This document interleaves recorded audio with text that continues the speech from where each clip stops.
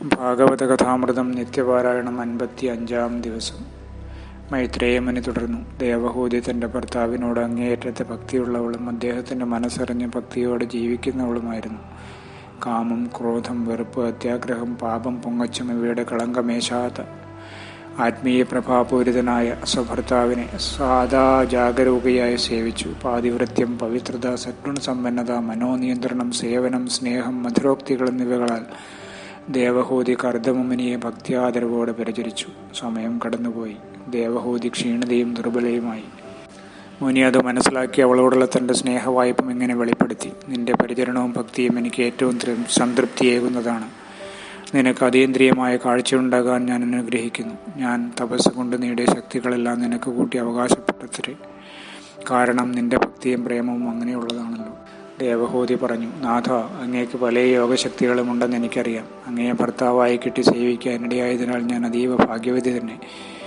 ഇനി അങ്ങയുടെ വാക്കു നിറവേറ്റാൻ എനിക്ക് സന്താന ഭാഗ്യം കൂടി കനിഞ്ഞേകിയാലും അങ്ങയുടെ വരും തലമുറകൾ എന്നിലൂടെയാകട്ടെ. കർദമമുനി തൻ്റെ യോഗശക്തിയാൽ കമനീയമായ ഒരു ആകാശക്കൊട്ടാരം നിർമ്മിച്ചു. നിർമ്മിതിയിലും ഭംഗിയിലും ആ പറക്കം കൊട്ടാരം അതിവിശിഷ്ടമായിരുന്നു. എന്നിട്ട് ദേവഹൂതിയോട് ദിവ്യമായ ഒരു തടാകത്തിലിറങ്ങി കുളിക്കാൻ നിർദ്ദേശിച്ചു. ആശകളെല്ലാം സഫലമാക്കാൻ കഴിവുള്ളതത്രേ ഈ പൊയ്ക. വെള്ളത്തിലിറങ്ങവേ ദേവഹൂതിക്ക് തോഴികളായി വന്നത് അപ്സരകന്യകമാർ തന്നെയായിരുന്നു. അവരവളെ കുളിപ്പിച്ച് ആടയാഭരണങ്ങൾ അണിയിച്ചൊരുക്കി. തൻ്റെ നാഥനെ സ്മരിച്ച മാത്രയിൽ ദേവഹൂതി കർദമ സമീപത്തെത്തുകയും ചെയ്തു. കർദമൻ തൻ്റെ ഭാര്യയിൽ യൗവനകാന്തിയും പ്രസരിപ്പും വീണ്ടുകിട്ടിയതായി കണ്ടു. പറക്കം കൊട്ടാരത്തിൽ അവളെയും കൊണ്ട് കർദമൻ ലോകസഞ്ചാരം നടത്തി. നാനാ ദിക്കുകളിലുമുള്ള വിവിധ രാജ്യങ്ങൾ സഞ്ചരിച്ചു ചുറ്റിക്കണ്ടു. സുഖോദ്യാനങ്ങളിൽ പലതിലും അവർ ചുറ്റി നടന്ന് സമയം ചെലവഴിച്ചു. കർദമൻ്റെ ഭഗവത് പ്രേമവും ദേവഹൂതിയുടെ ഭർത്തൃപ്രേമവും കൊണ്ടാണ് ഇതെല്ലാം സാധ്യമായത്. അവർ പർണശാലയിലേക്ക് മടങ്ങി. സന്താനങ്ങൾക്ക് വേണ്ടിയുള്ള ദേവഹൂതിയുടെ ആഗ്രഹം പൂർത്തീകരിക്കാൻ മുനി തീരുമാനിച്ചു.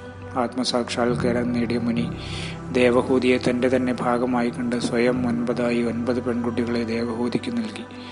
പ്രസവം കഴിഞ്ഞയുടനെ സന്യാസവൃത്തിക്കായി പുറപ്പെടാനൊരുങ്ങിയ കർദമനോട് ദേവഹൂതി ഒരു പുത്രനെ കൂടി വേണമെന്നാവശ്യപ്പെട്ടു. മാമുനെ, അങ്ങയുടെ പുത്രിമാർ എല്ലാവരും നാളെ എന്നെ വിട്ട് ഭർതൃഗൃഹങ്ങളിലേക്ക് പോകുമല്ലോ. പിന്നെ എന്നെ നോക്കാൻ ആരുമില്ല.